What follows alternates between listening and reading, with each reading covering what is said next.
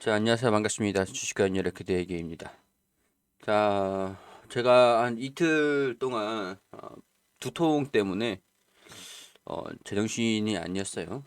그래서 근데 제가 편두통이 좀 있습니다. 평소에 자잘한 잔병치레가 좀 많은데 그 중에서 하나가 편두통 때문에 이제 또 약도 좀 먹고 있고. 그런데 사실 주식 시장에 좀 직업으로 하시는 뭐 전업 투자자라든가 아니면 리서치를 하시는 뭐 애널리스트라든가 주식에 조금 관여되어 있다라고 하면은 이 편두통이 따라다닐 수밖에 없을 것 같거든요.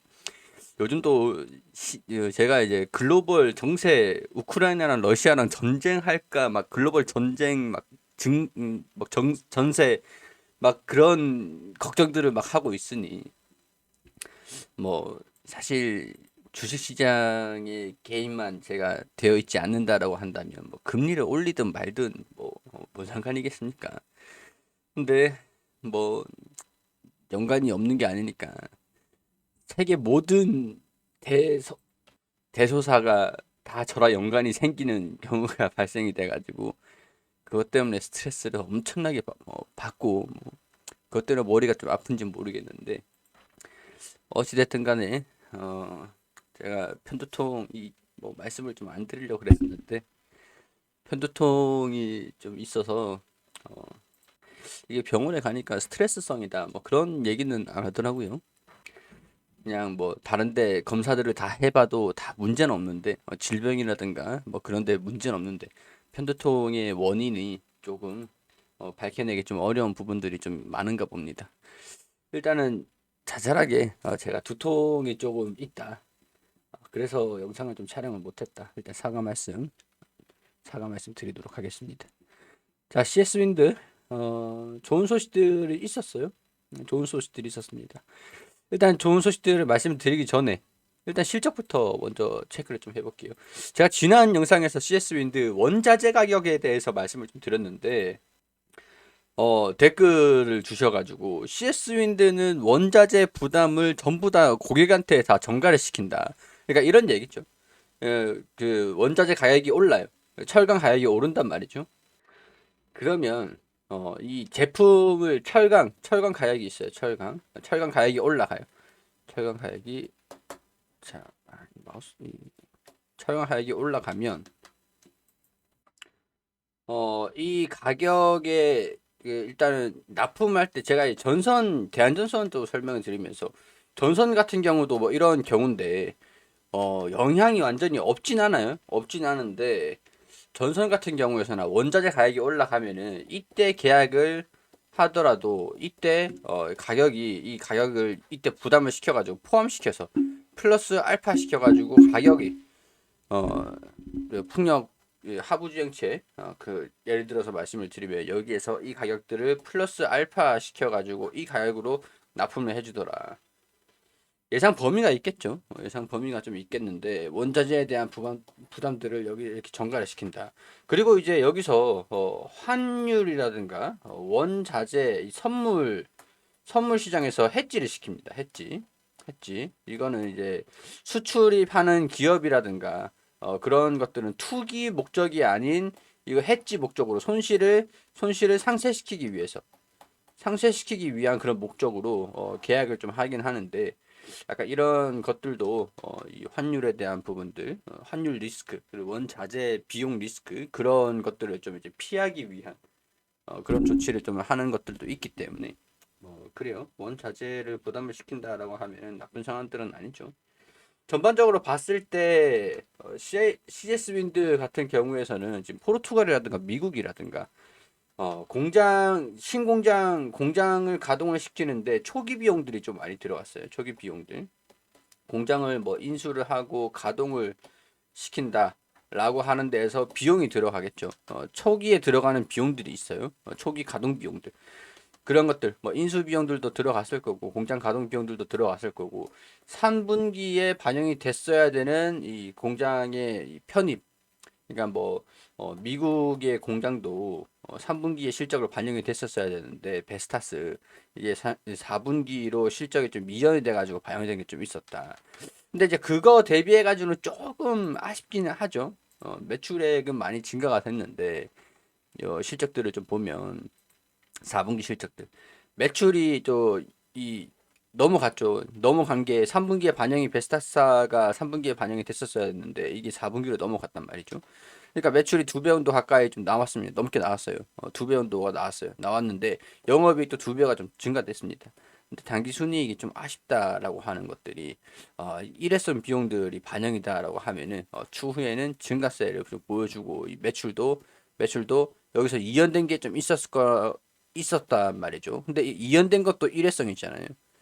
일회성으로 여기에 3분기에 반영이 됐었어야 되는데 4분기로 넘겨서 반영을 시킨 거니까 매출이 증가된 것도 있죠. 그러니까 1분기에는 4분기 대비해서는 좀 빠질 거다. 근데 대신에 이제 당기 순이익은 일회성 비용들이 초기 가동 비용들 그런 것들이 빠지면서 반영이 안 되면서 또 증가될 거다. 그러니까 매출액은 줄어들고 영업이익도 줄어들고 대신 당기 순이익은 증가되고 이런 식으로 좀 오묘하게 재무적인 부분들이 조금 왔다 갔다 거릴 것 같아요. 이때는 뭐 증가됐는데 증가됐고 떨어졌죠.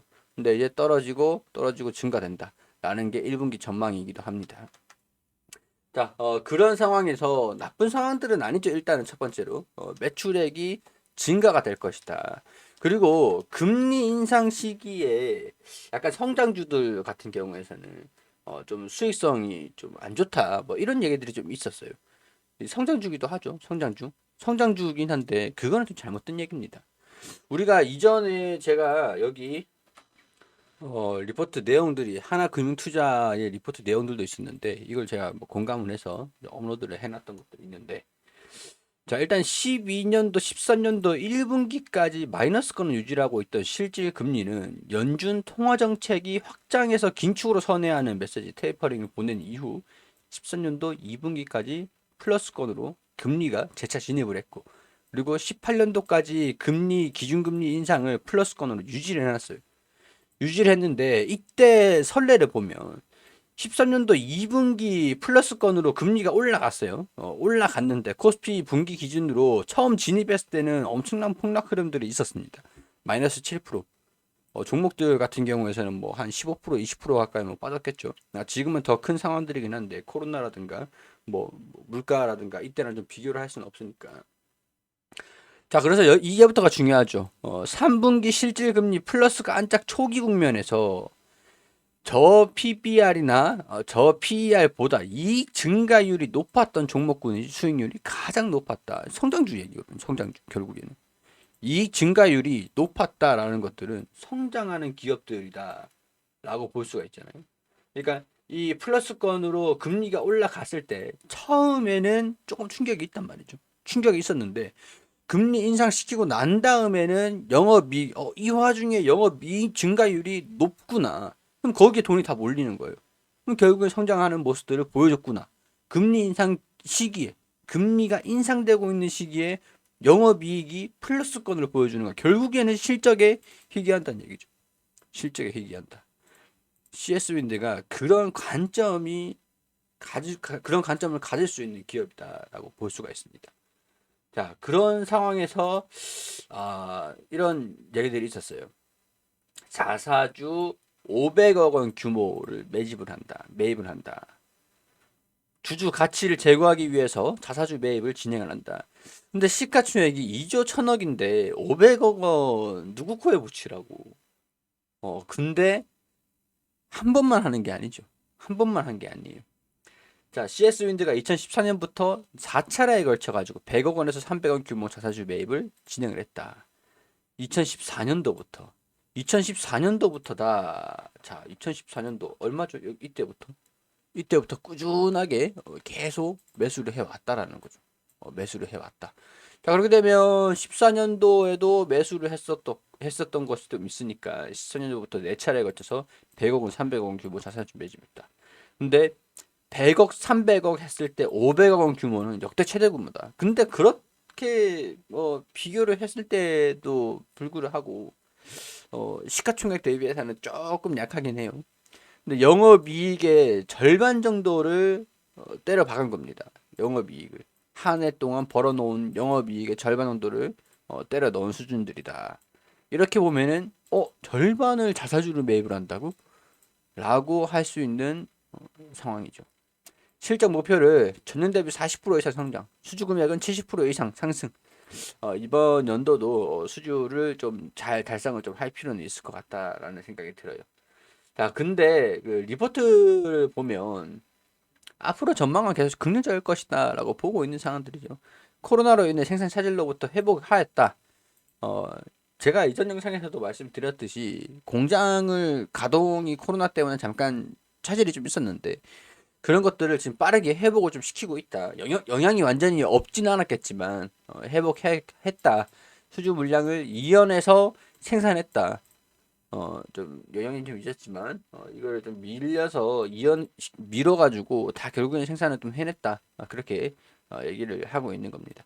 하반기에 인수된 해외 법인이 4분기에 편입이 되었죠. 베스타스 2022년도에는 주요 해외 생산 법인 증설 합작 법인 설립 실적 성장이 계속될 것이다. 포르투갈도 뭐 있을 것이고 뭐 등등등 포르투갈 뭐 인수를 했지만 주요 거점들 유럽이라든가 미국이라든가 그 동남아 쪽도 그렇고 다 이제 주요 국가들의 그 거점을 다 확보를 해놓은 상태이기 때문에 이제는 이제는 좀 이 실적들 내년의 실적들 3월까지는 좀 변수가 좀 있긴 있을 것 같습니다. 금리 인상을 시킨다라는 것들은 아직까지 3월 중순에 결정이 될까?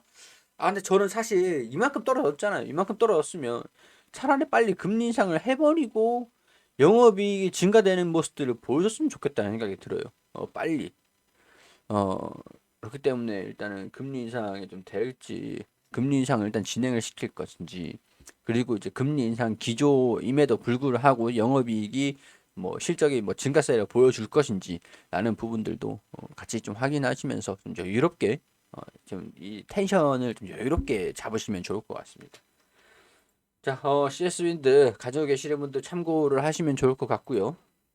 자, 이런 것들은 개인적인 의견들을 말씀을 드리는 것들이기 때문에 투자 판단은 여러분들이 해주시기를 당부드리도록 하겠습니다. 단순히 그냥 참고만 해주시기를 당부드리도록 하면서 마무리할 수 있도록 할게요.